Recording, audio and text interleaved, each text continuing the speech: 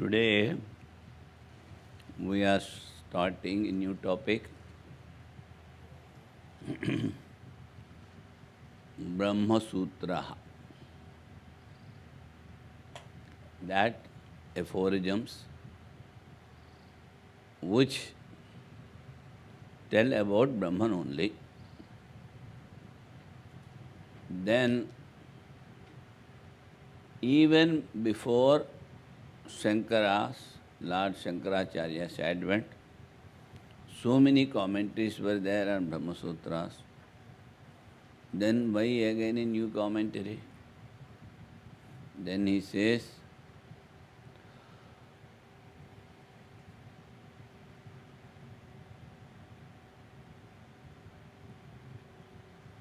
Then he says,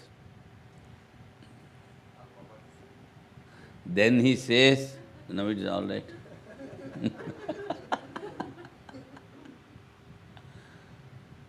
Then he says, the all other are against scriptures and they are not concluding the Vedanta teachings. That's why, again, Lord Shankara says, Shankaracharya, most of the individuals, they think that Vedas are telling about only rituals, rites and actions. So, now I am writing a commentary to remove that idea of rituals and only knowledge is alone real. Jnana pradhana. For that, he says, I am writing. But no conclusion why Vyasa wrote sutras, that we could not get any thing. Maybe the same thing, because he wanted to tell that Vedanta alone will give realization, not the upasana and karma. For that, I think he has written the aphorisms. Accordingly, Lord Shankara has written a commentary. By Lord Shiva, Shankaracharya ji got only age for span of life only 16 years. So, before 16 years, he already wrote the commentary. Then, in Uttarakashi, that is nearly some 800 years back, we can say. Some they say it is 1200. Our 10th pontiff says it is 1200 years back. But others they consider 21,000 something, 2100, whatever it may be, but we think that is 1200 years back he was there, Lord Shankara was there. And because recently some of my known persons, they went to Quality and they met the lineage persons where he has showered these golden fruits. But now they are not interested in Swamis, monks and other things. But they are having money, whatever it may be. So it must be 1200 years or whatever it may be. So, Lord Vyas Bhagwan or Bhagwan Vyasa, instead of telling Lord Vyasa, Bhagwan Vyasa, he appeared before Shankaracharya ji, and he has asked some questions. What are you going to write for this aphorism? How you are going to write? I think, I don't remember properly, But the discussions went on for 3 days. Then, whatever Lord Shankara told, by that Lord Vyasa was very much satisfied, and he has increased the span of life further 16 years more. Then he told, whatever you have written, these commentaries, these things you should spread all over India. And then you should tell your disciples also. So, like that, it was a form of, say, gift of the God only, because Lord Vyasa is no other than Lord Vishnu, Shankara is no other than Shiva, Shankaram Shankaracharyam. So, no doubt, it will be helping by contemplating, knowing that it helps for knowledge. Knowledge which serves you for liberation. Knowledge, not ordinary knowledge. Now, the question is, you are telling, you wanted to tell about Vedanta. That is, only Upanishads. Because so many seemingly contradictory statements are there in Upanishads. So, the subject matter of Vedanta is Upanishads. And you are telling, I am going to write the contemplation on Brahman, Brahma Sutraha. The topic is Vedanta, and you are telling, I am writing for the knowledge of Brahman, and you have started superimposition. What connection is there in between these three things? See, what we have to contemplate on? Vedanta. Vedanta, that is Upanishads. And then, what is another thing? You say, I am writing about Brahman. And you have started with adhyasa, superimposition. So how can we get the connection in between? So, Vedanta, contemplation on Brahman for knowledge, and superimposition. How they are connected? That is the question. The things now we are telling, we are writing a book on Brahma Sutras. It was started long back, but only we could complete some 340 sutras or so. So at the introduction, somebody gave these things better to add. That's why I have added in the introduction, that I am telling. So what connection? Then he says, in the relative plane, that bondage is illusion. Bondage is illusion. When the bondage is illusion, then only we can get some connection in between between these three things. So, to remove that bondage, bondage is illusion. Where? In relative plane. So, to remove the bondage, we started telling superimposition. Then, automatically, we will be, when telling Brahman, bondage is removed, then we have to talk about only Brahman. While talking about Brahman, all the Vedanta sentences are again They were contemplated, and the opponents, those who talk against Vedanta, are also refuted. It is like that, he says, a king is going.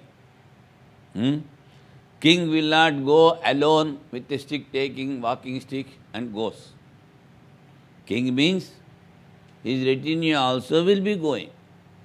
So when you say we are talking about Brahman, so many other things also will be coming as the king's retinue. That's why, because the bondage is illusion, to make understand the aspirants, that we are starting with superimposition. And we know there are Mahavakyas, Tattvamasi, Aham Brahmasmi. So, we have to understand that which is taking birth and which is undergoing death, which is beyond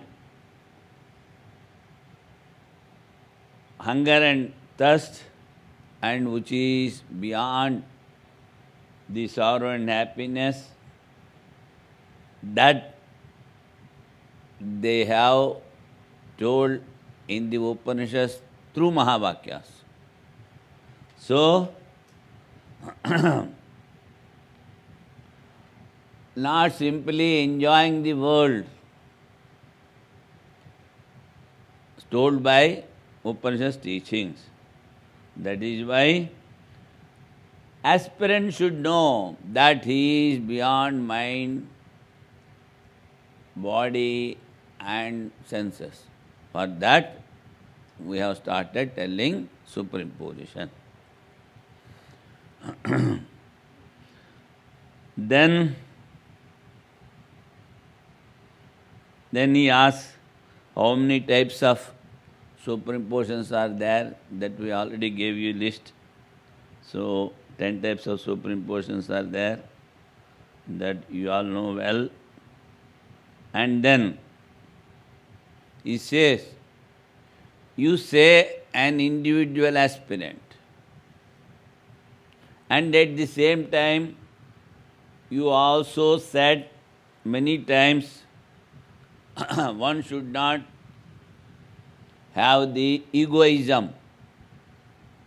So I wanted to know what is the connection between the ego and the individual. That he has asked. He says, these two things, jiva and ego, they are different from Brahman. First he says, they are different from Brahman. The moment you say I, the ego comes. Ahanta, asmita. They are very subtly says. In reality, only one Brahman is there. So, no individual, no ego in Brahman. Yesterday we read, objects are not there. We can say objects like an individual and ego also not there in Brahman. So only one consciousness is there. That's why besides that nothing is there. That you have to know. Then he says, you are very good. Oh dear teacher. Oh dear teacher, you are very good. You are very compassionate.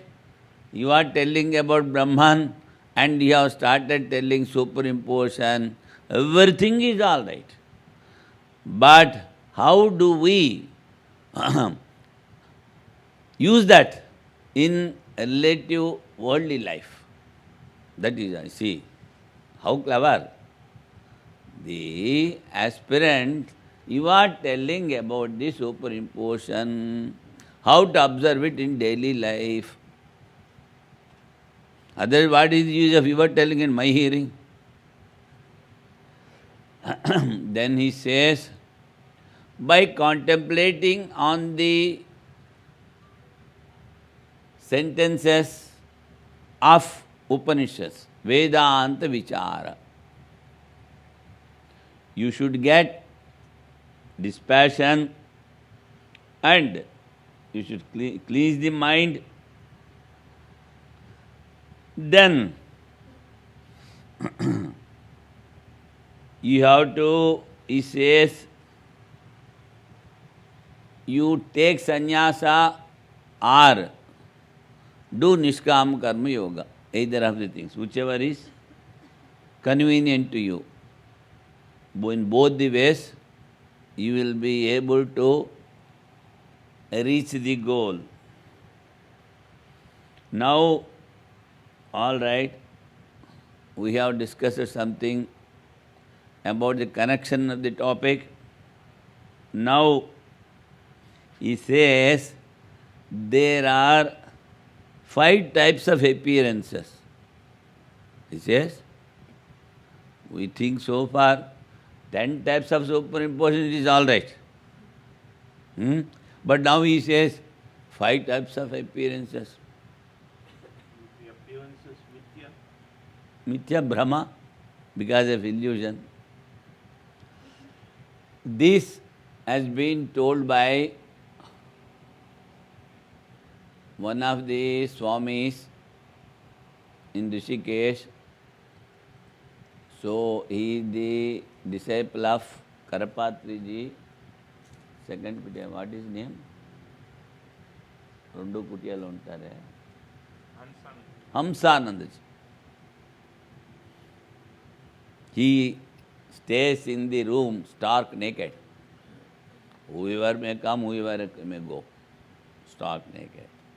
But daily he teaches 1 hour Vedanta. Where? In the Ganges side, sitting in the sand.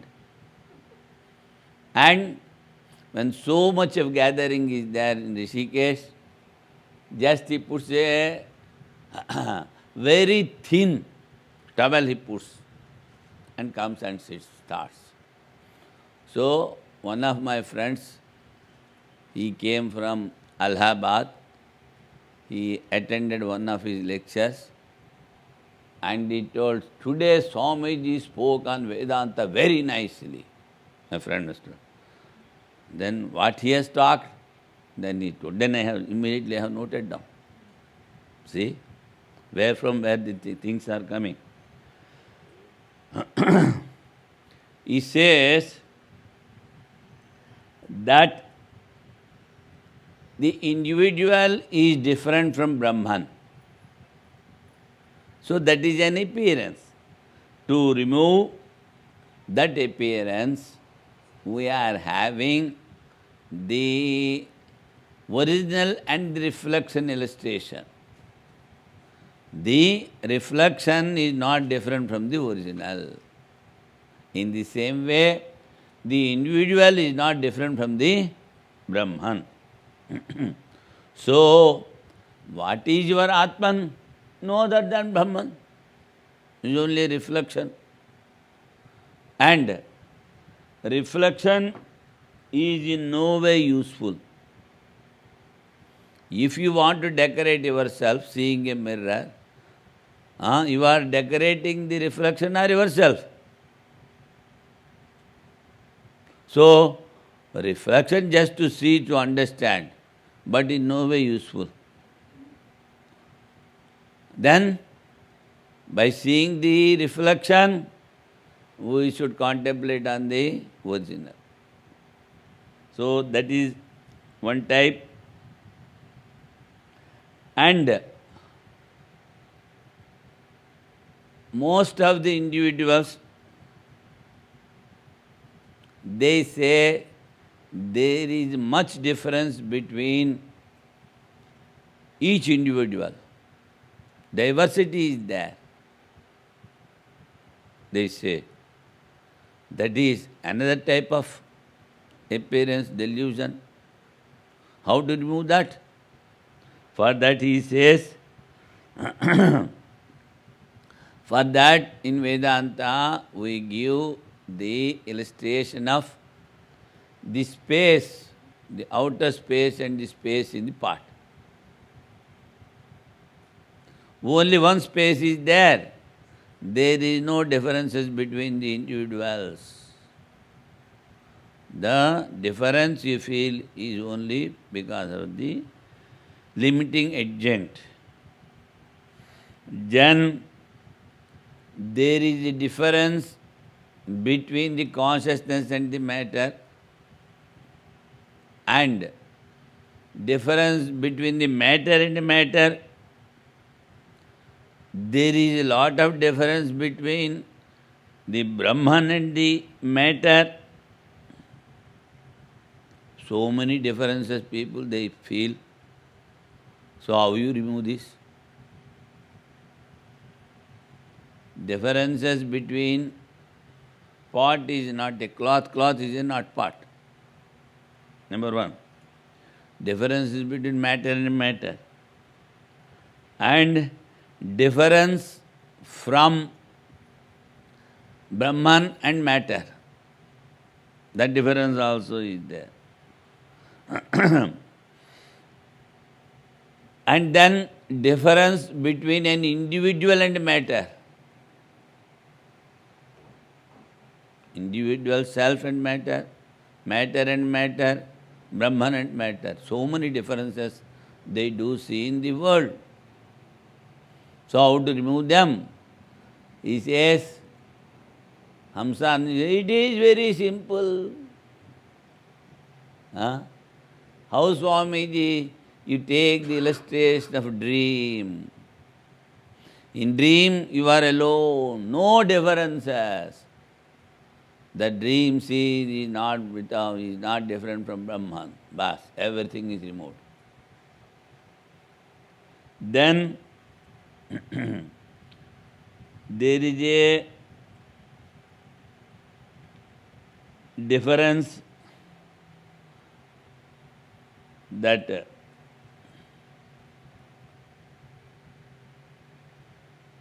mind and the individual. Mind is matter, individual is the self. Individual is self-consciousness. Then how to remove?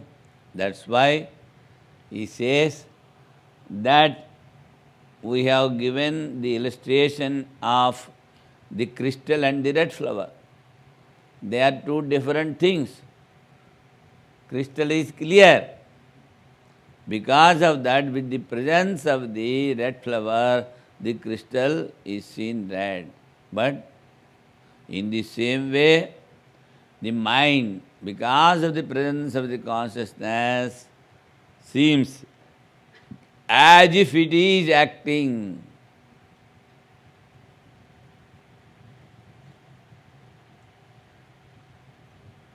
Now, he says, through Sravana, Manana, Nididhyasana, you will be able to understand. So, 5 things already he told.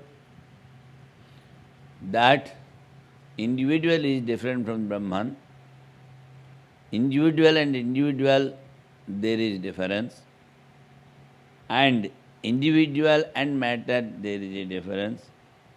And there is a difference between matter and matter, and between Brahman and the matter.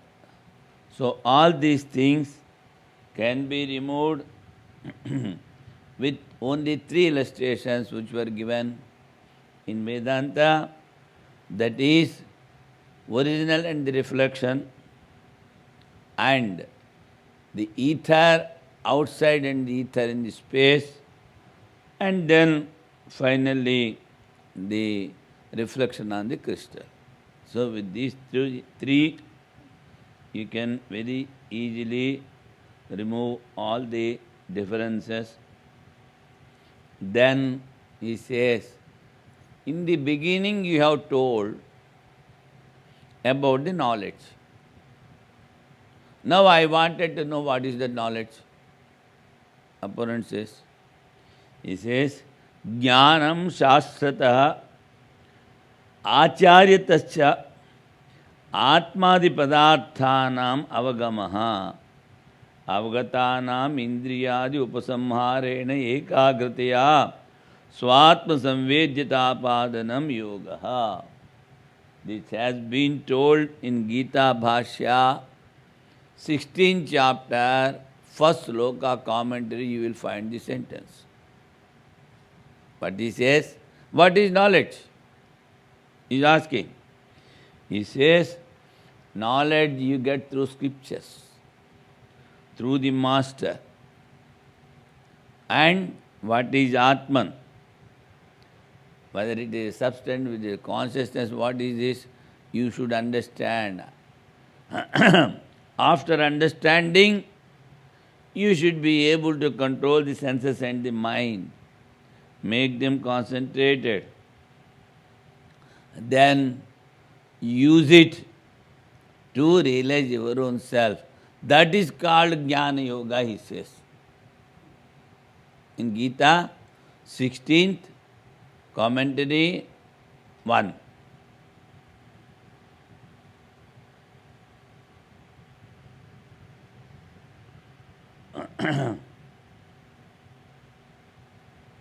Then again he says, you say knowledge. Knowledge is not having any form.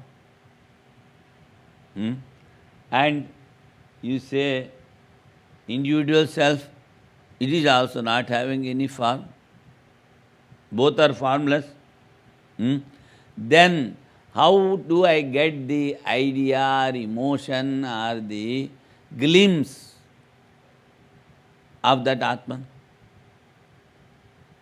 See, what is his question? Knowledge is not having any form. Atman or Brahman are not having any form. Then how do I get the notion or the experience or the glimpse of that formless Brahman? That you say knowledge. So how do I get the knowledge? Then he says, when the mind gets this question was put by the opponent in the 18th chapter, 50th sloka. So there he says, when the mind is purified, it becomes non-different from the Atman. It can very easily understand what is Atman is there. And again there he says, for knowledge, you need not do any actions or upasana. Jnane yatno na kartavyaha kintu anatma buddhi nivritta eva. For knowledge, you need not do anything. But whatever you are thinking that is different from the self, that much you have to negate. That's all.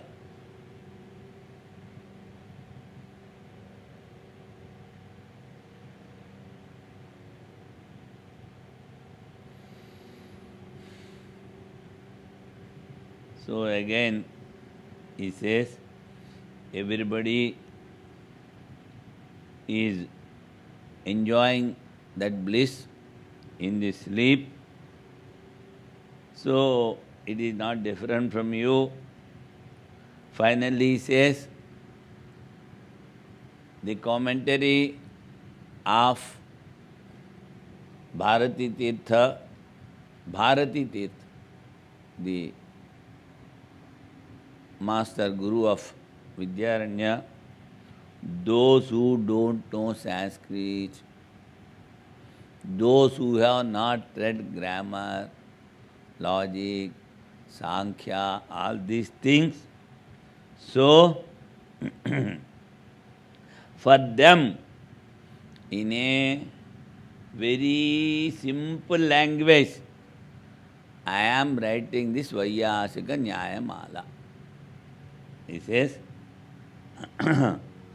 and what I wrote, studying that Sanskrit book, if you are not able to understand what Brahman is, you read my translation in Telugu, you will understand. That is I wrote. So in this way, we have gave some introduction to our book. That before passing away, whether it will be completed or not, only God knows.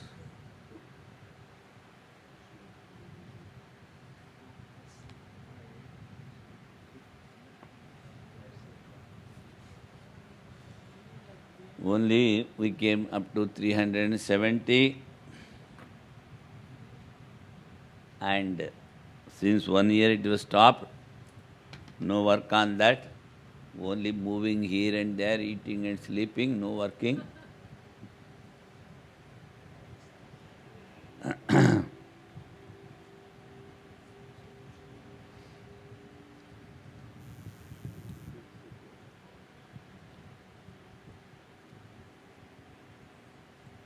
I will try to read the Sanskrit and I will explain it. After explaining, we will go to the English commentary.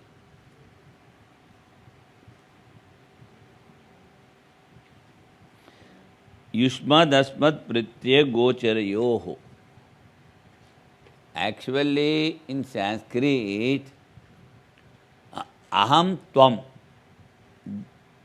the words should be used for I and you, aham tvam. But Lord Shankaracharya uses Yushmad Asmat. That is, it is actually the root verb. Root. Not verb, it is noun, because aham tvam. I and you. Why he is using the root of Sanskrit for the noun? He must have already told aham and tvam, I and you. Because, as we know, whenever we say I, two things are there. And now, those two things he wanted to make a difference and show. So you cannot tell as it is I. That's why he is using the root, Yushmat. That means the only consciousness, the seer, I. And whatever he sees, that is Yushmat, you. That means here we can differentiate the consciousness and the mind, and the seer and this, what is seen, the perceiver and perceived. He wanted to make the difference. He wanted to show the difference. That is why he is using the root, Yushmat Asmat. For actually, the Sanskrit word is aham tvam, but that is not telling. He is using a noun in the root form. Pratyaya is knowledge. See, I slept well, I don't know anything. So, you know that you are consciousness. That is, the knowledge of general consciousness you are having. That is called pratyaya. Gochara, you understand? So, you understand that I am the general consciousness. I enjoyed the sleep, and but here we say only individual at best, if he does some discrimination, then only he will be knowing some consciousness is there within me. And that consciousness has enjoyed the happiness. And that experience I am remembering. For an ordinary man, these things will not be there. Those who are simply eating and sleeping, they cannot discriminate. That's why he is going to tell in the very first sutra, if you want to read Vedanta, then discrimination, dispassion, samasat, sampati, these things will be there. But this he says Anubandha Chetustaya. Anubandha Chetustaya means what is the subject matter? You should know. Whenever you start a book, reading, you should know what? What is the subject matter? Brahma Atma Ekata. What is the subject matter? Atman and Brahman are one. That is called Adhikari. Then, what are the fruits? Will be liberated, no more birth and death. And the subject matter and the fruits, and who is eligible to read? Then again we have to go to Tattvabodh. One who is having the discrimination, dispassion, samasat, sampati, mumukshutta, he is only eligible to read. That is called eligibility. Eligibility, subject matter, fruit. And then what is the fourth one? The subject matter and the seer or the knower, the connection between these two, sambandha. That means, in which way this is going to help me? If I take this, put this below my pillow and I sleep well, does it help? Then what connection it is having with you? So it is telling some knowledge. That particular knowledge you should understand and practice. By that, you will be able to realize what is told there. So this is called Anubandha Chetustaya. That also should be there. After having that, now all things have come. Viveka, Vairagya, Samadhama, Sasana, Mukshutvam. That is there. And this Anubandha Chetustaya is there. After knowing all these things, you should start reading. Then you may say, none of the qualities I am having, I am not an eligible person. Then how to start? But I want to know. Then the scripture says, you are a vividushu. You want to know. Even then, you are having the eligibility. You have not controlled the mind, you have not controlled the senses, no austerity, no vairagya. Even then, by reading these things, all the qualities will be coming to you. Previously, I gave one illustration. You see, mind is not concentrated. That's why I don't want to meditate on God. Arey, hopeless fellow. Mind is not concentrated, that's why I don't want to meditate. When the mind gets concentrated, then I will meditate. Is it possible? It is not possible. That is why now the illustration I gave, you wanted to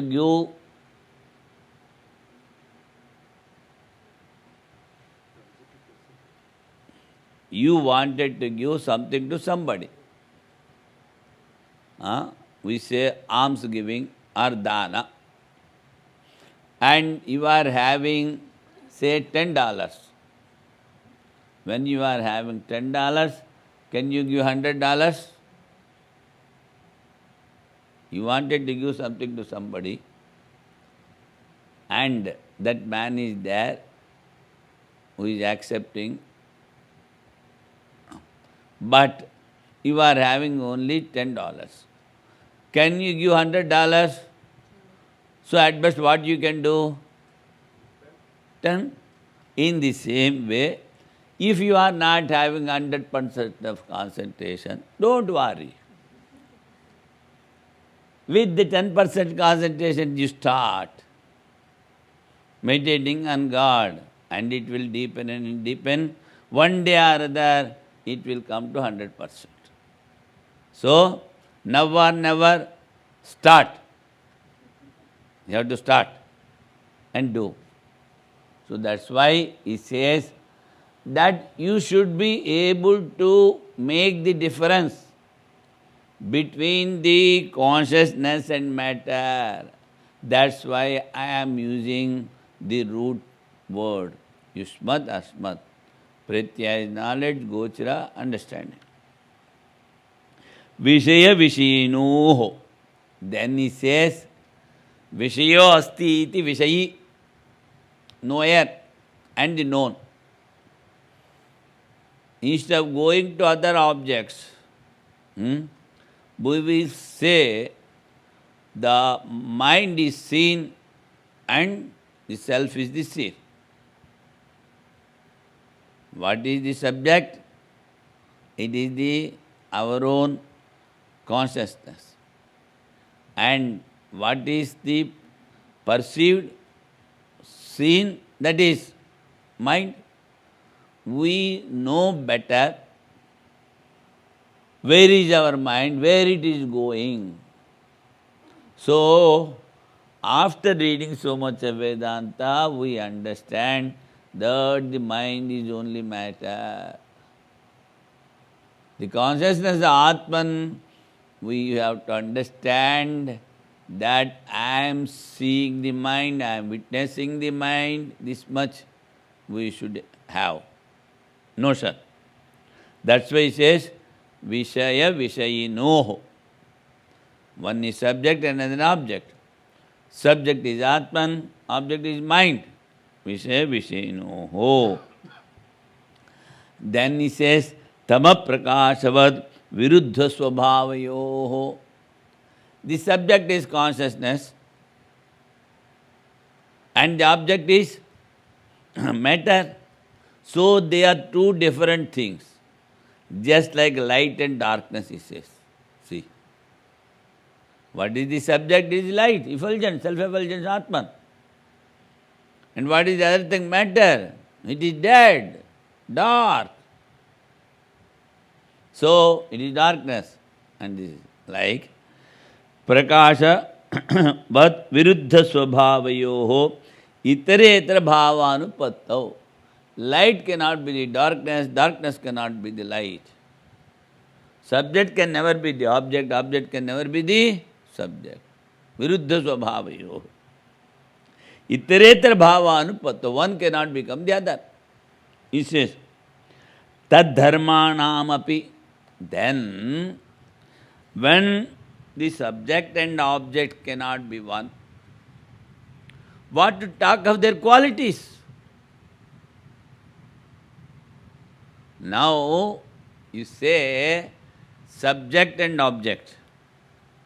So, what we did, we took an iron ball and put it in the fire.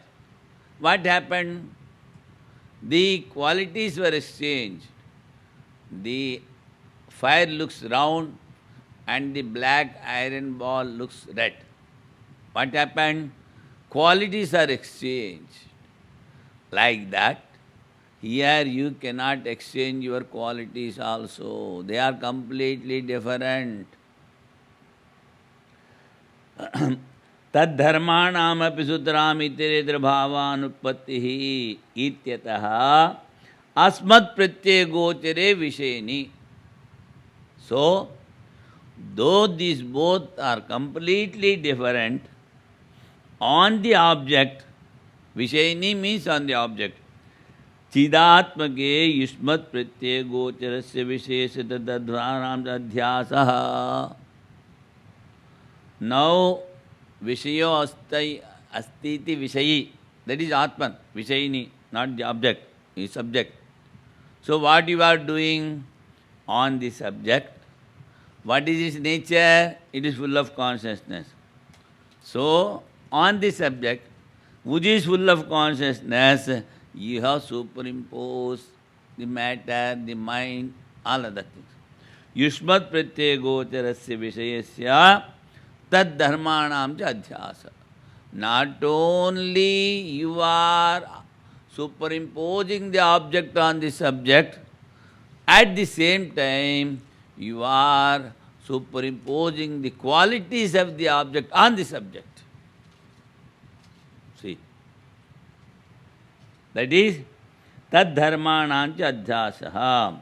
Tad viparayena vishayinah tad dharmanam cha vishaya adhyaso mithyaj bhautam. And just opposite. First what you did? You have superimposed the object and its qualities on the subject. Now, what you are doing, you are superimposing the subject and the qualities of the subject on the object. That means, I am the body. Now first what you did, when you say I am the mind you have superimposed on the Atman, because mind is matter. But afterwards what you did? I am the body. I am is Atman. And now you say I am the body. That means on the body you have superimposed the consciousness. So in both these ways it happens. Now, you see, we gave the list there. Swarupadhyasa and Samsargadhyasa has been told. When you superimpose the mind on the consciousness, we can easily understand mind is matter. It is not there in the consciousness. Because we know well objects cannot enter into the consciousness. So, there is no mind in consciousness. It is a well-known fact to us. But then he says, when you are superimposing the snake on the rope, in past, present and future, the snake is not there on the rope. This you know well. In the same way, when you are able to know that mind is matter, this matter cannot be there in the consciousness. That is a decided factor. So, but then why you have to tell these Swarupadhyasa and Samsargadhyasa? What necessary is there? He says,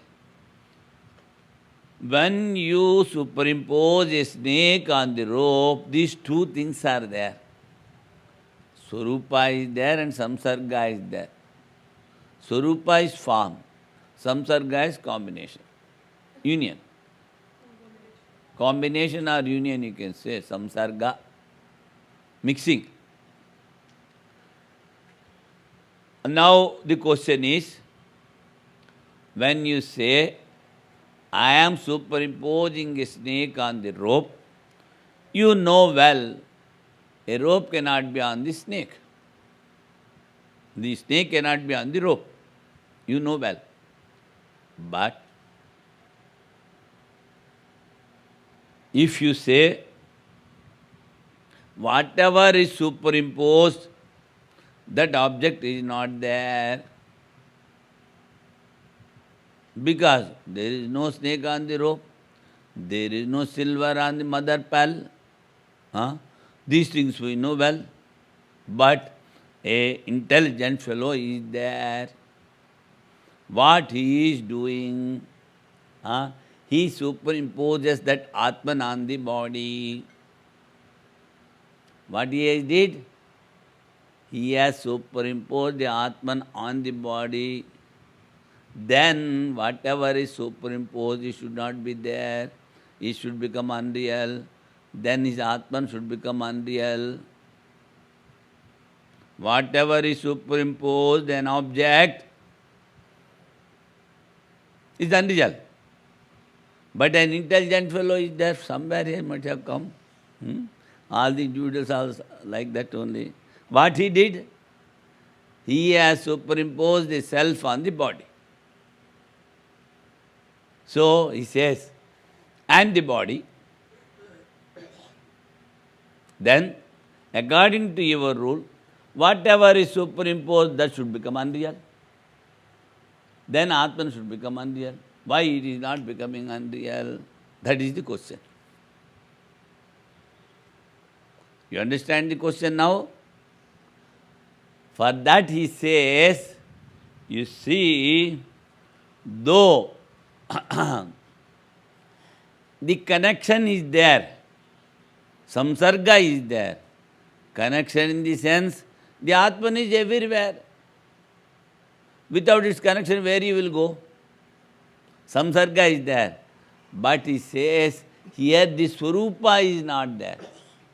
That means, first you understand the illustration, the waves and the foam, etc. belong to the sea. Where is the foam? Where are the waves? In the sea. So, it is all right.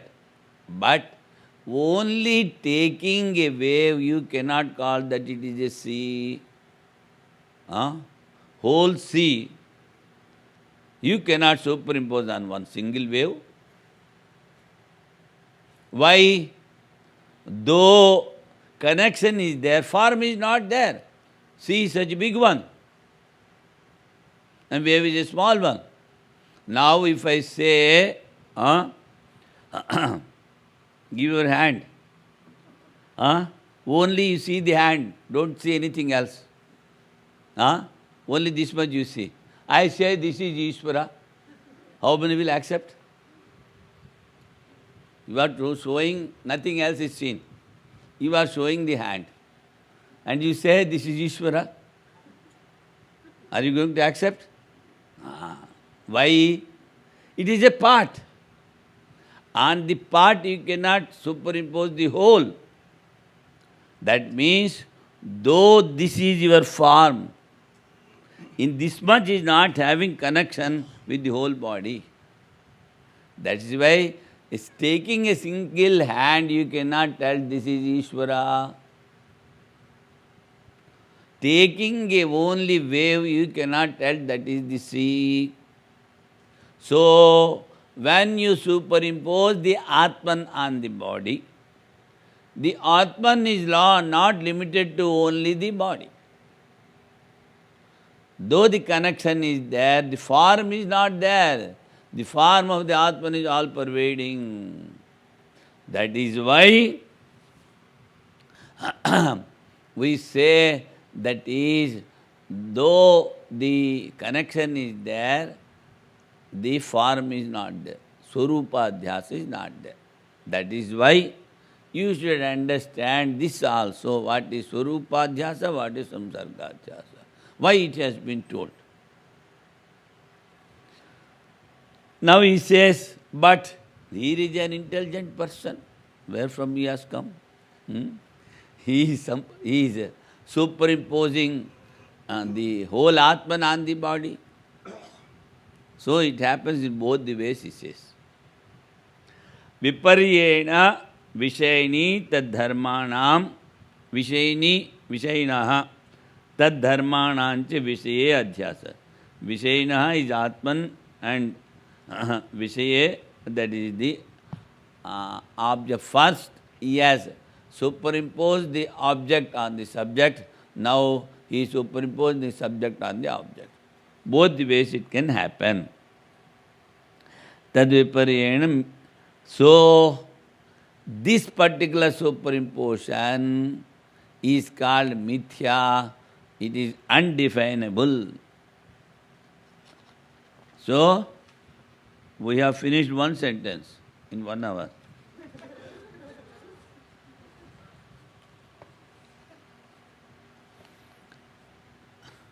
It is an established fact. Object and the subject, which are represented by the notions you and I. Object is you and I, respectively, and which by nature are opposed to each other like darkness and light, cannot be identical. As such, even in the case of the attributes, identity is quite illogical. So, the subject cannot be the object cannot be the subject, and what he says, their attributes cannot be superimposed. Identity is quite illogical. This much over.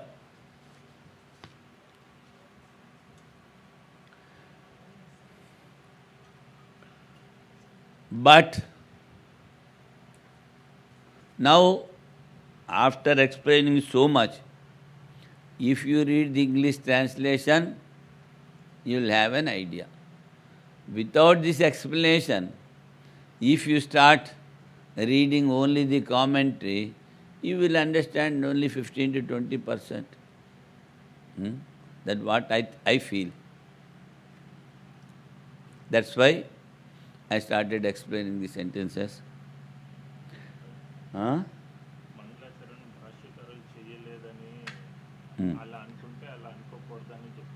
అవును యుష్మదస్మది మంగళ సుతరాం ఇతరేతర భావానుపపత్తి తదేవ మంగళాచరణం అని supplementary రాస్తున్నారు.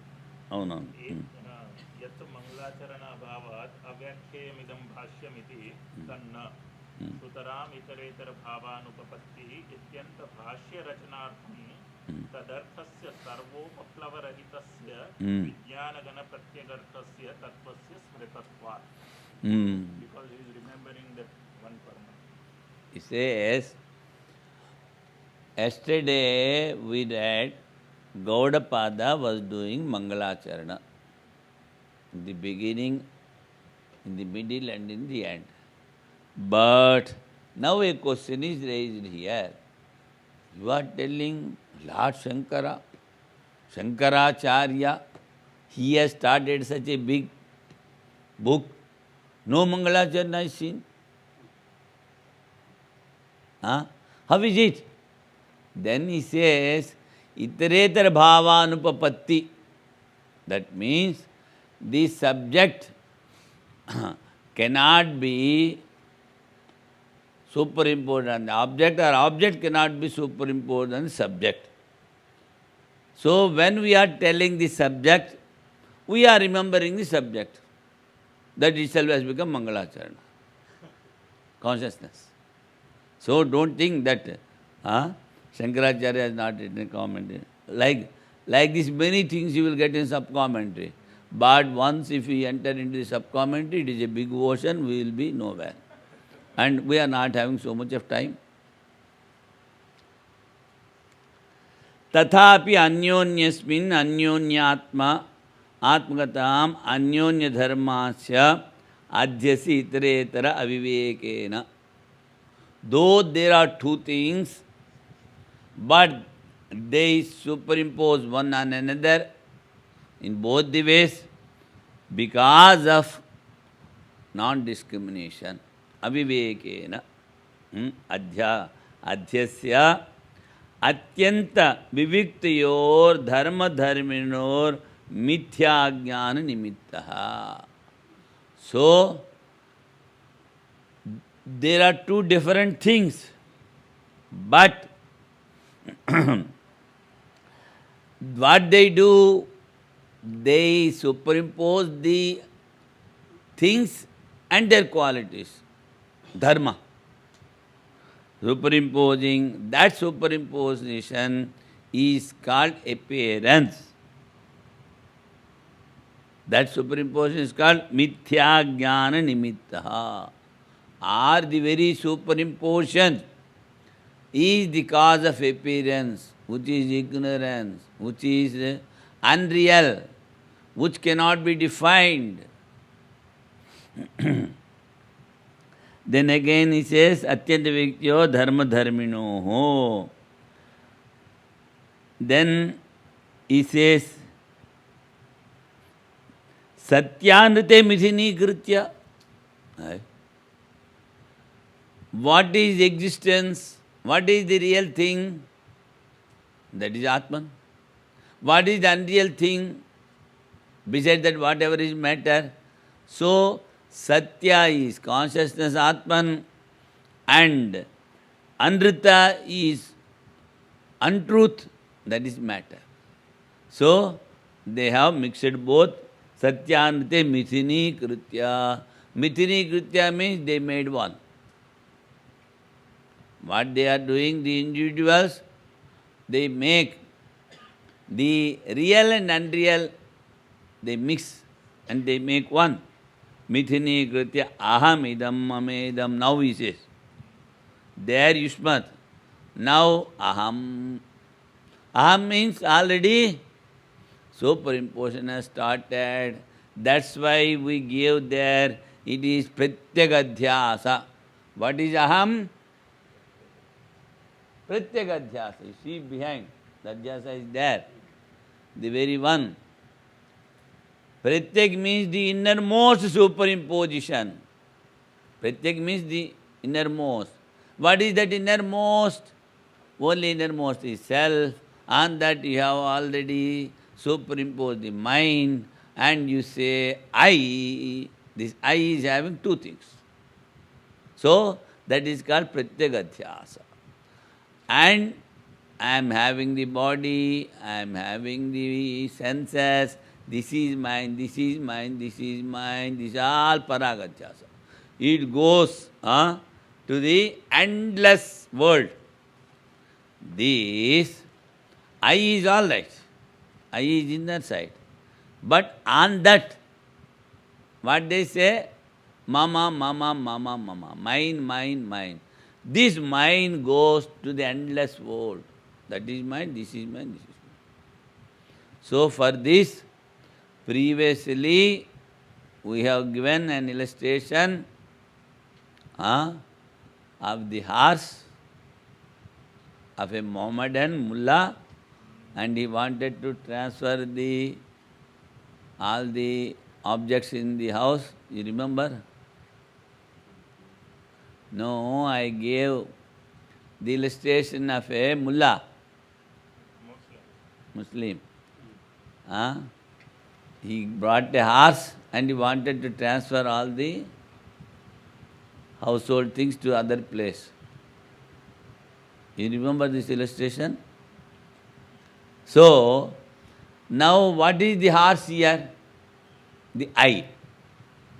That you are going on putting senses, body, money and house, this is mine, this is mine, this is mine.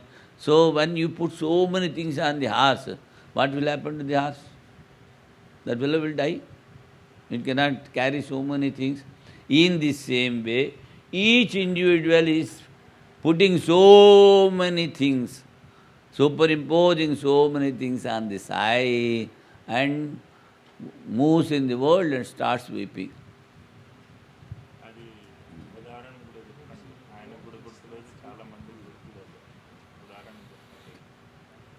So we want to remind you the illustration again.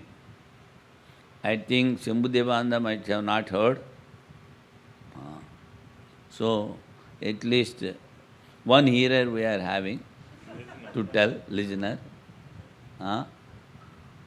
So there was a mullah, Muslim.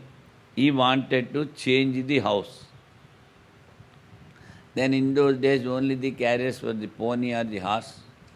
So horse means it is big. It will take more money. So he bought a pony. Smaller one. And the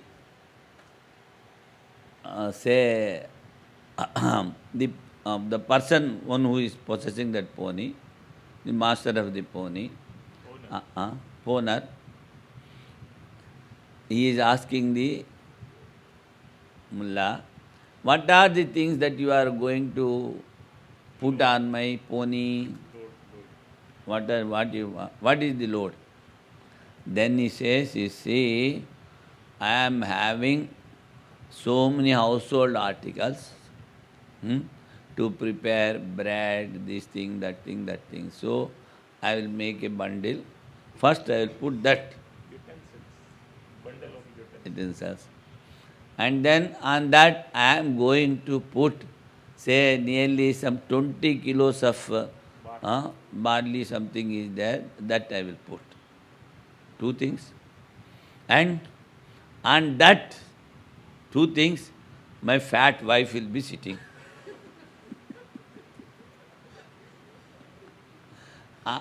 On the barley. Then I am having two sons, Hussein and Hussein. So one will be sitting in the front, one will be sitting in the behind.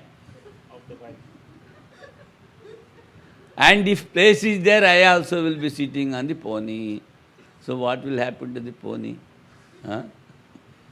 It cannot lift, it cannot walk, it will die there itself. So, this is aham mama. Aham is all right, it is pony, it can run. But you are loading so much mama, going on, putting. This is mine, this is mine, this is mine. So, what will happen to that aham? This, most of the aspirants are doing. That's why see, atyanta viviktiyor dharma dharminor mithya jnana nimittaham satyanate mithini krutya. What they did? They have mixed the truth and untruth. Ahamidam mamedamiti naisargikoyam loka vyavaharaha. But this I and mine are very natural to all the individuals, he says. Naisargikoyam loka vyavaharaha. Ko adhyaso dama. Now he says, you are telling superimposition. We want to know what is this superimposition. We wanted to know. Then he says, Uchyate, answering. Smriti rupa paratra purva dushtava bhasaha. That is, it is form of remembrance, smriti rupa. Paratra, an other object, you are superimposing another object. That is, first he is explaining the adhyasa. That is, on the mother pearl, you are superimposing the silver. Why? You remember the silver, you know the silver, you want silver. That's why here, what you have done? What is superimposition? Now you are having the experience of the mind and body. That everything you have taken and you have superimposed on the Atman. So, what is you are remembering? The body and mind that you have nicely superimposed. Paratra purva dushtava vasa. Tam kechid anyatra anya dharmadhyasa iti. Now, though we have defined like this superimposition, many are there.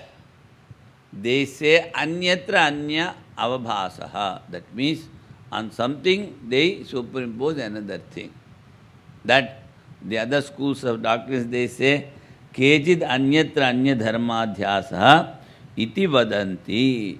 Some.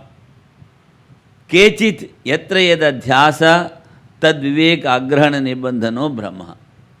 Some they say on something another thing is superimposed, but some what they say yatra yadadhyasaha tad viveka vivekagraha nibandho brahmaha. So, this is Akhyatavadi. We have already explained. He says, you know the silver. Silver is in the market. And mother pearl is here. But by mistake, that silver you brought here, he says. Yatra yadadhyasaha tad viveka agraha nibbandhana. You are not able to distinguish. So, that is called Akhyatavadi. These things also had been given to you. What is Akhyatavadi, what Khyatavadi, all these things. Then, the follower of Buddha is coming, Sunyavadi. He says, Anyetu yatra yadadhyasa tassaiva viparita dharmatva kalpana achakshate. Where the superimposition is there, there itself you are seeing the qualities of opposite things. Sunyavadi. Said there, everything is there. But where you are seeing, that is, you are seeing the opposite qualities of a particular thing. So, he says, this Sunyava Anyetu Yatra, Anyetu means other, followers of white. Yatra Yadadhyasaha, where you are superimposing, Tassaiva Viparita Dharmatvam, there itself, Yatra in the body, or in the Atman, or something, whatever you say, the void, on the void you are superimposing the body, he says. Kalpana iti. So, sarvathapi tu anyasya anya dharma avabhasatam na vibhicharati. So, in all the schools of thoughts, something is superimposed on another. This is common for all the superimpositions. That he is telling. Now, English. And the superimposition of the object, which is represented by the notion you and its attributes, and the subject which are represented by notion I, and which is consciousness in essence, and the superimposition in the reverse order, that is, of the subject and its attributes on the subject, of the subject, shall equally be illogical. Still, on account of the superimposition upon each, the inherent nature and attributes of the other, owing to the unused knowledge about the entities and their attributes, which are ever absolutely distinct by mixing the real and the unreal, man naturally assumes the attitude, this am I. That is illogical subject and attributes on the subject. So, reverse order, consciousness is the essence and the superimposition on the reverse order. That is, of the subject and its attributes on the subject. So, of the subject he says, that is, of the subject is the qualities of the subject. Of the subject means we have to take as Atman. Consciousness is essence and the superimposed in reverse order. First what he does, is attributes on the subject, which is represented by notion I. That means subject is I, consciousness, and that he is attributing something. But of the subject is on the Atman, and the qualities of the subject is superimposing on the object. So, I think here the second one should be on the object. Ikkada.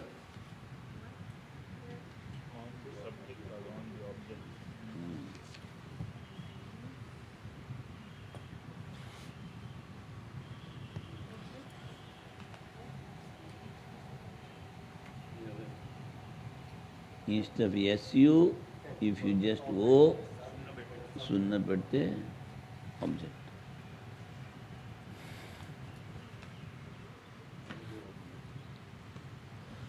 Still, on account of the superimposition upon each, the inherent nature and attributes of the other, owing to the erroneous knowledge about the entities and their attributes, which are ever absolutely distinct, by mixing the real and the unreal, man naturally assumes the attitude, this am I, this is mine, this am I. I am this, I, simply, and this is mine. I and mine we say, but yes, told, this am I and this is mine. Aham idam, mamyedam. Acha. Aham idam, so this am I. This, acha, ahamidam. Ahamidam, I, yes, ahamidam. That is, I am the body and mind, etc., and this is mine. Ahamidam, mamedam. In his dealings. Here arises the question, what is meant by the term superimposition? This is being explained like memory, it is just a reflection elsewhere of something seen earlier. Memory, it is just a reflection elsewhere of something seen earlier. Some say that is the superimposition of the attribute of one thing on another, but some others say that is the delusion arising from the lack of understanding of difference between that on which the superimposition takes place and that which is superimposed. Yet some others hold that it is the ascription to a thing of attributes which is by nature or contrary to the thing. All these statements make no departure from the assumption that there can be the semblance of one thing in something else. So, something on something else. In agreement with this, we observe in common parlance that the mother of pearl appears as silver and the one moon appears as double. That he has given the illustrations. Tatha cha loke anubhavaha suktika rajatavad avbhasate. The mother pearl we are seeing as silver. Ekas chandra sadvitiya vaditi.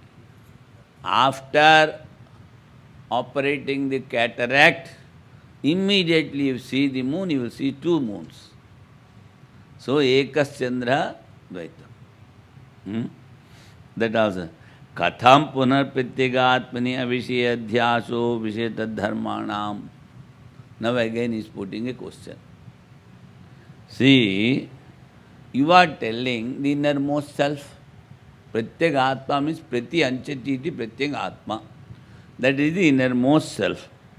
And that, and it is not an object. Prityagatmani avishaya. It is not an object. Prityagatmani avishaya adhyaso vishaya dharmanam. You are telling the subject which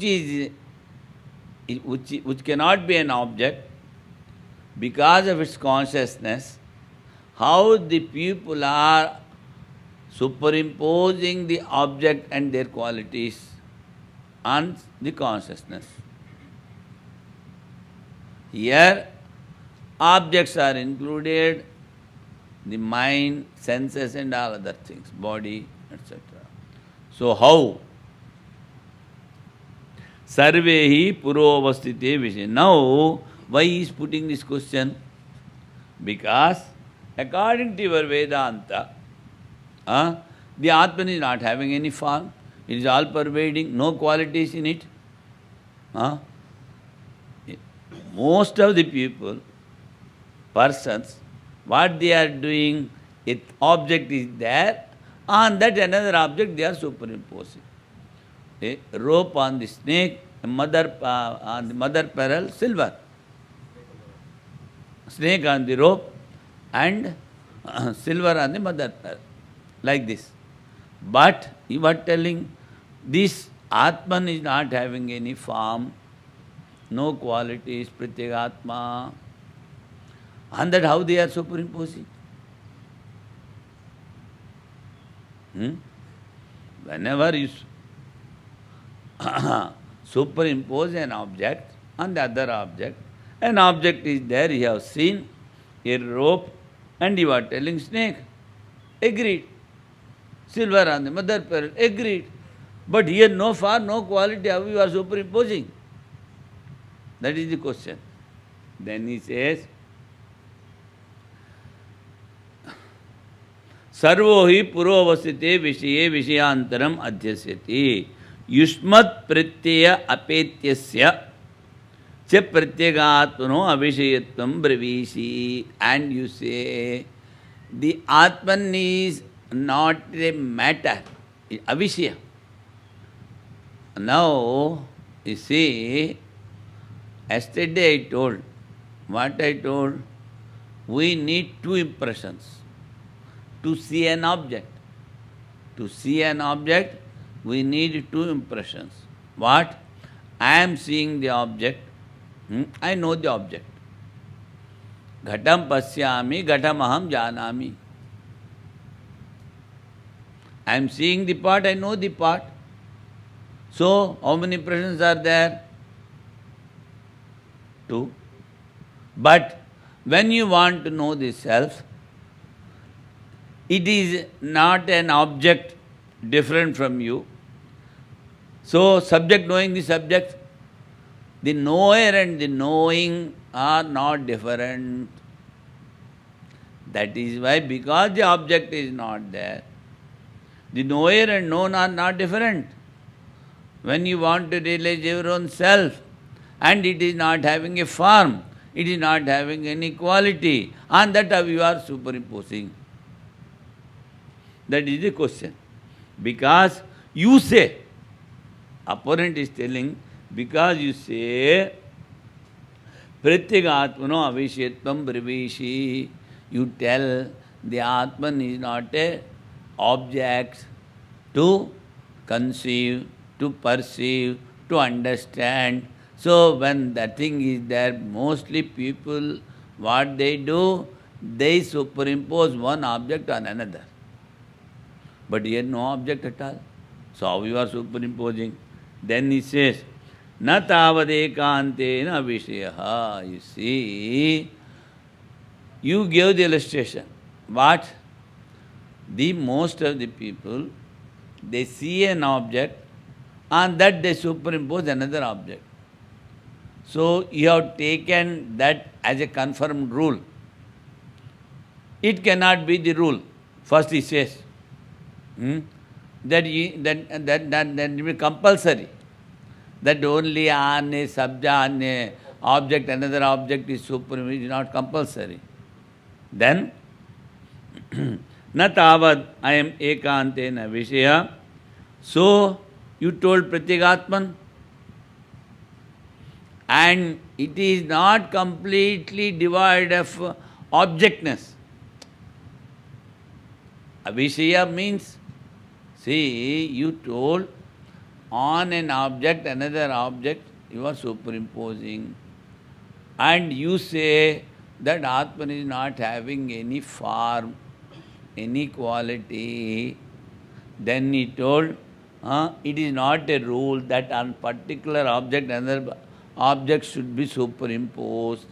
And at the same time he says, the Atman, you cannot say it is objectless. Something objectiveness is there in that. That he is telling. You see?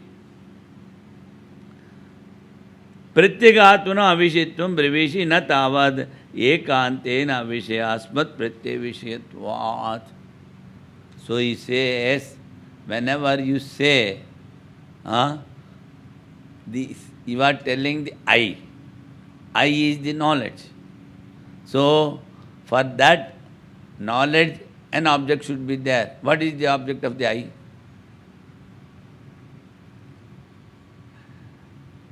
What is the object of the I? Atman. When you say I, it is a knowledge. I know myself. What you know yourself?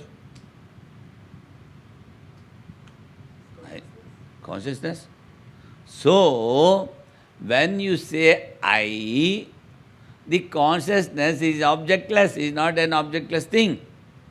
So, for knowing I, there is something as an object. That is Atman. That's why you cannot say the Atman is completely objectless. What you told? On an object you are superimposing another object. But the Atman is not having name and form. So how can you make it an object? So he says, whenever you say I is knowledge. So knowledge means there is an object for that. What is the object for that? He is not getting the point. Consciousness, is it the concept of Atman? I means, you see, that's why in the beginning we have explained, I means two things are there already. Consciousness and mind. Now when you say I, you are telling with taking into consideration a consciousness or mind. How you are telling I? Consciousness cannot speak. It is unattached. So the mind is speaking I. When the mind is speaking I, it is knowledge. It should have some object. What is the object? Consciousness. So he says, the I is not objectless. Some object is there. That's why we should go to little logic.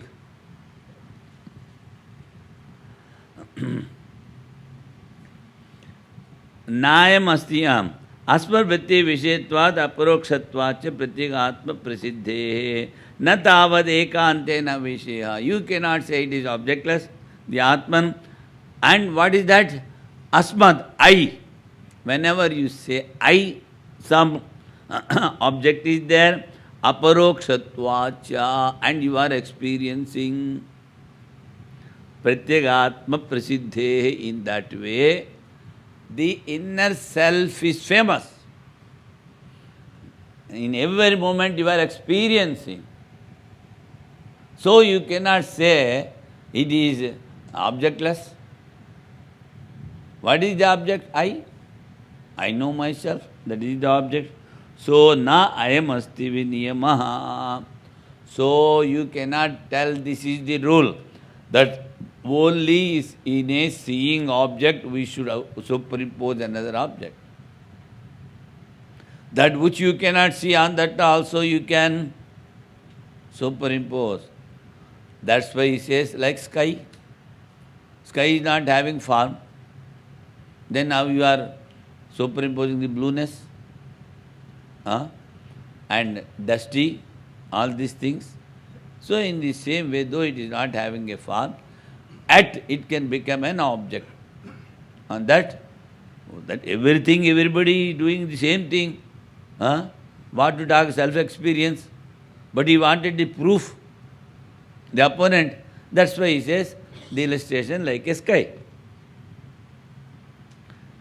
नायमस्ति नेमो पूर्वावस्थिति एव विषये विषयांतरम अध्यसितव्यम अप्रत्यक्षेपि आकाशे बालाः तलमलिनतादि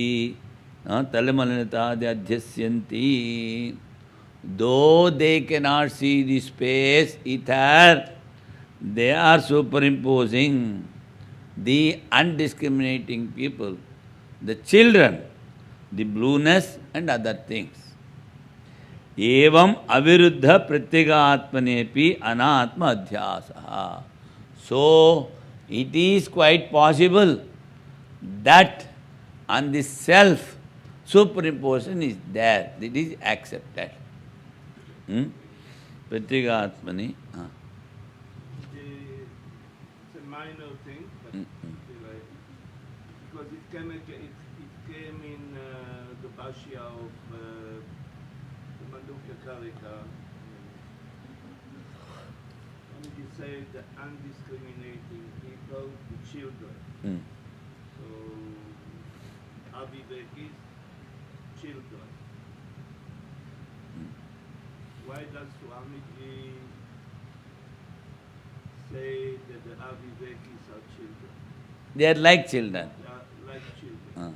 But is there something in the Sanskrit? Balisha. Balisha we can translate as children Children are undiscriminating people. or Abhivekis. Or we can take some connection between. Yes. Because this Bala, he uses in many places. That for undiscriminating people, ignorant people, Bala they use. The reason I'm bringing it, Swamiji, because those that translate the Bhashya into English, Mandukya Upanishad, good translators. Some translators translate only as Abhivekis. Other translators translate only as children. Yes. They don't usually bring it together. No, because you see, mostly the children are not having discrimination. Children, in the sense, not grown-up children. Small children you take. They go and catch the snake also. They go and catch the scorpion also. And if some big insect is there, he thinks it is something he wanted to go and catch. So in that way, and they don't know, see, 2 years, where to go, urinals, where to go, evacuation, wherever they start. So in that way, we can say the very small children, they are not having any discrimination.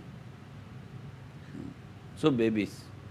The same point of children and Mandukya Upanishad Bhashya. Swamiji explains during the teaching of the Mandukya Upanishad that the self-realized person has a childlike nature. Childlike nature, but not a child. Not a child, childlike. Childlike nature, we have to take the guilelessness, the truthfulness, all those things we have to take. And there was a Sanskrit word there, bala, strength. Bala, strength. The strength that has come on contemplating the self. Continuously contemplating on the self, individual will be getting a strength. That bala. That bala bhava balya. So, in Sanskrit you see, a noun is used. First, it is a verb, sweet. Afterwards it becomes noun, sweetness. So, this bala is noun. Balatvam, that is childlike, childish. Not childish we cannot say, childlike we can say. That means childlike nature he is having. That means a realized person will not be having any secrets in him. Even if you scold, he accepts. Even if you worship, he accepts everything. He never cares for anything, the outside things. I told our fourth Mandeshwar, he was asked to quit the ashram, Govindananda. He said, all right, going. Next day somebody came with big procession, they have taken to their ashram because he is a big scholarly person. And after 3 years, the same manager goes to him, because I don't find any scholarly person, you come to, all right, come. So, an elderly person, one who has not realized, cannot do these things.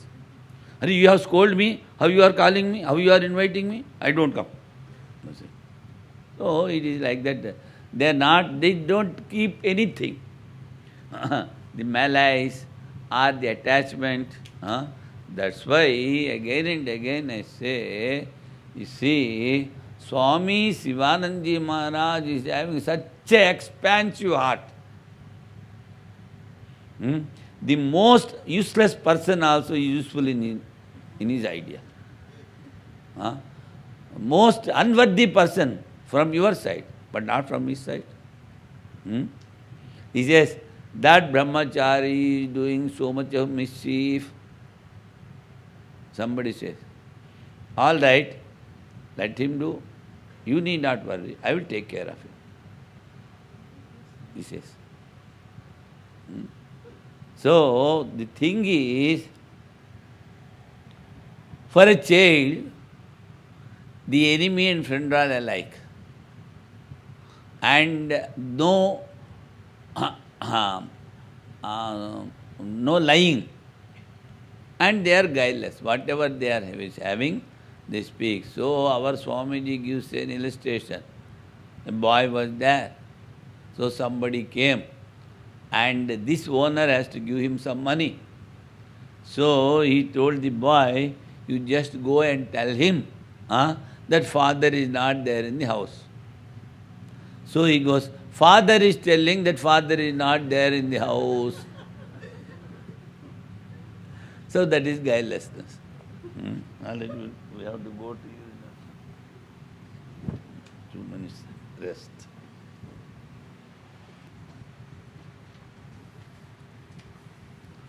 So he says, apratyakshepi akase balas talamalinatadi adhyasyanti. Evam aviruddha pratyega atmanepi anatma adhyasaha. So it is not contradictory, though it is not having any form, the superimposition is possible.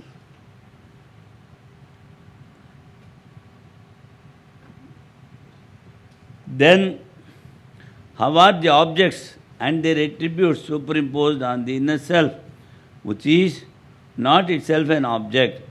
It is on the things that are before one that other things are superimposed. And you say that the inner self, which is never an object of a notion, avishaya, is not perceptible as an object. Then he says, this is being explained. It cannot be said that this inner self is not perceptible in any manner, for it is the object of notion of I, and the inner self is known to exist owing to its being immediately present. There is no rule that it is only an object that is before one that another object is to be superimposed. In spite of other not being an object of sense perception, ignorant people superimpose place, dirt, etc. on it.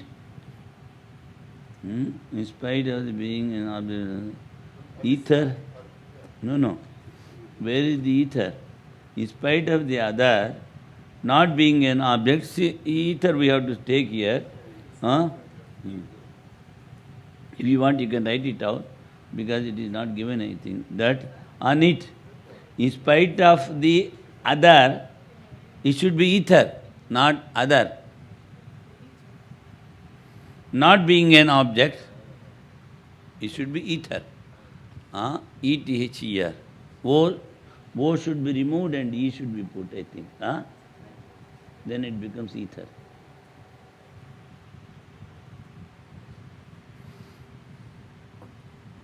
Not being an object of sense perception, ignorant people superimpose place, that's etc. on it. In this way, the superimposition of non-self on the inner self too can happen. Learned men regard this superimposition as avidya, ignorance, and the ascertainment through discrimination of the true nature of a thing they say is vidya. So, the superimposition is called ignorance and other thing is called vidya. Evam siddhi yatra jaha tatkritena doshena gunena tad vivekena cha vastu swarupa avadharanam vidya mahoho. Tam etam evam lakshanam adhyasam panditaha avidya iti manyante. So the superimposition itself is ignorance. And by discriminating, vastu swarupa avadharana. Vastu is substance. Here substance is Atman.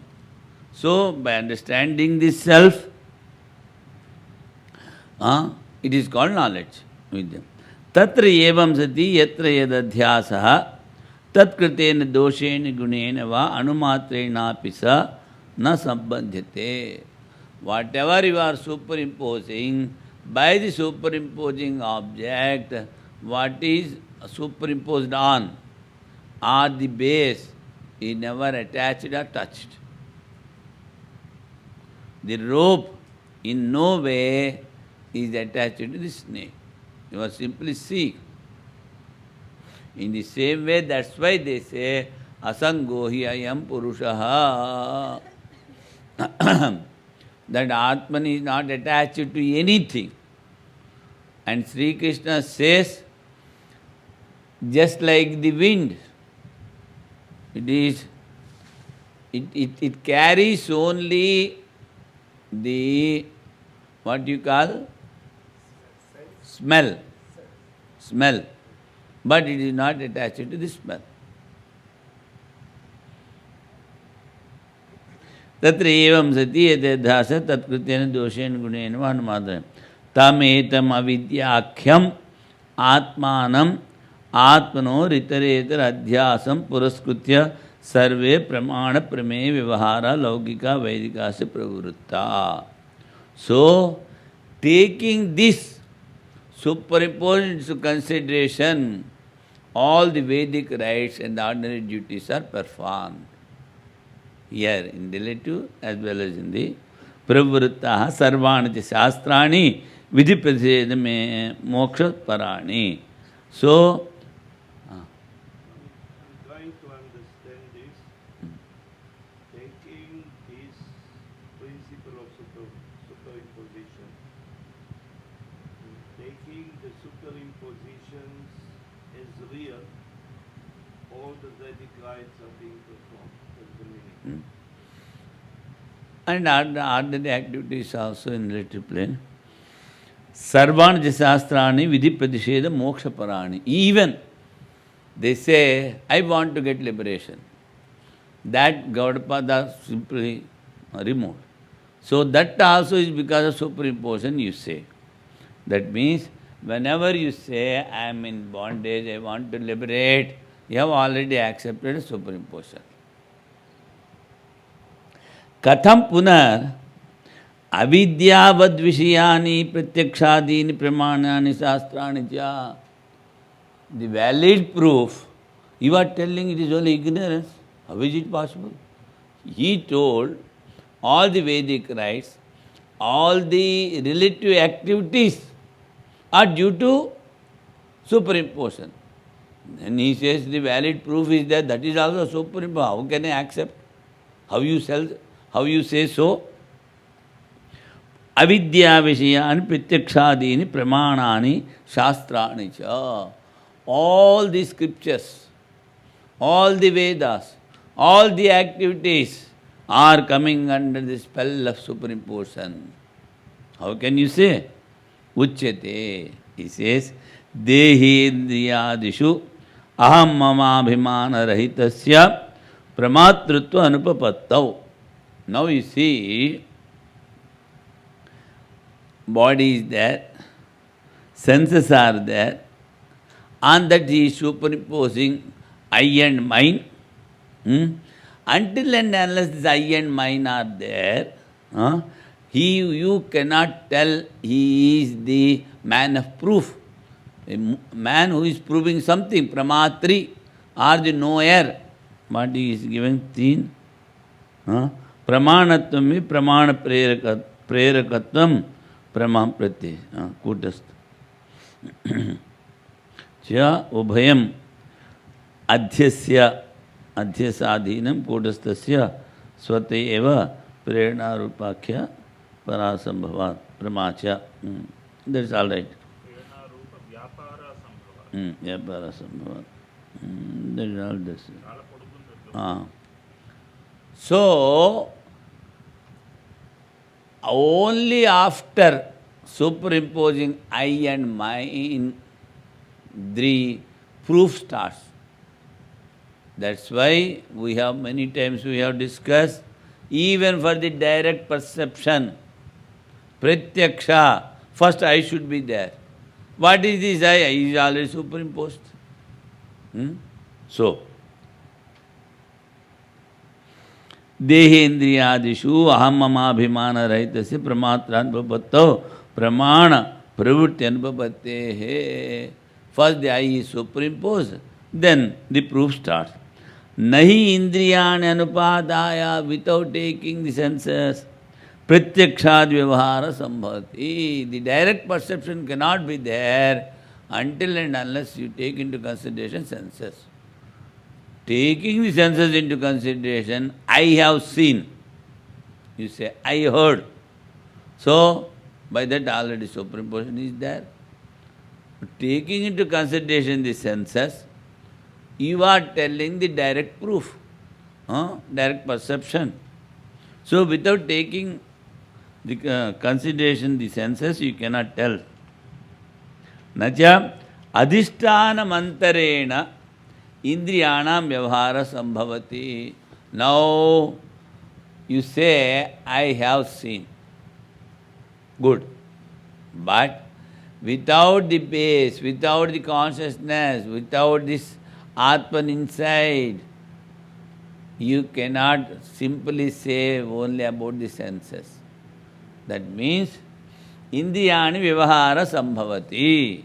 How? Adhisthana Mantarena. There should be a base. What is this I? Where is it? How it has come? What you will tell? When you say, I am seeing, all right. That's why what Ramana Maharshi says, simply discriminate on this I. What is this I? Where from it has come? What is its nature? You will be realizing. So, taking into consideration I, only all the actions are done in relative plane. Nacha anadhyastha atma bhavena dehena kaschid vyapriyate. So, without superimposing the Atman or on the Atman, nothing work can be done. Kaschid vyapriyate. No work. Nacha etasmin sarvasmin asati asangasya atma martutubhapaddehe. The Atman is unattached completely. When superimposition is there, then only it becomes the object of proof. Without that, no pramatratva, no knower, no knowing, no object of proof. Naja pramatra mantrena pramana pravritti. And first you have to prove the knower. Then he says, I am knowing things, this should be known. These things will come afterwards, he says. Tasmat avidya vidyad vishyani eva pratyakshadini pramanini shastani. That is why all the scriptural rites and all the relative activities are only in ignorance. But in English, don't more parallel. అయిపోయిందా? ఇక్కడ నుంచి 7. Such being the case. Such being the case, the thing on which the superimposition takes place is not in the least affected by the evil or good caused by the superimposition. So, this mutual superimposition of the non-self and the self, that is called avidya, that is ignorance, is the basis on which rest all the practical distinctions between the means of knowledge and the objects of knowledge, all conventional and scriptural activities, and all the scriptures consisting of injunctions and prohibitions showing the path to liberation. Up to this, the scriptural activities consisting injunctions and prohibitions, and again he says the conventional, all the activities, all this only with superimposition. Then he says, how is it said that the scriptural text consisting of means of knowledge, sense perception and the rest are meant for those remaining in the plane of avidya? Only with ignorance all these things will take place. How can you say? He says, this is being explained. When there is no possibility of one who is devoid of identification with I. So, first comes the identification with the I and mind with regard to the body and sense organs. At best, what he says, I and mind, body and senses, mind. To become a cognizer, the means of knowledge is inoperative. Pramatritva is not possible. The participation of the sense organs the means of knowledge such as perception cannot operate. So, the function of the sense organs is not possible without a basis of body. Nor does one become engaged in activity without attributing the notion of I to the body. Nor can, when all these do not combine, the self that is unnatured become cognizer. He cannot be the perceiver, cognizer. And without a cognizer, there is no operation of means of knowledge. Therefore, the means of knowledge such as perception and the scriptures are meant only for those that remain in the plane of avidya. So all these things are told only for an ignorant person.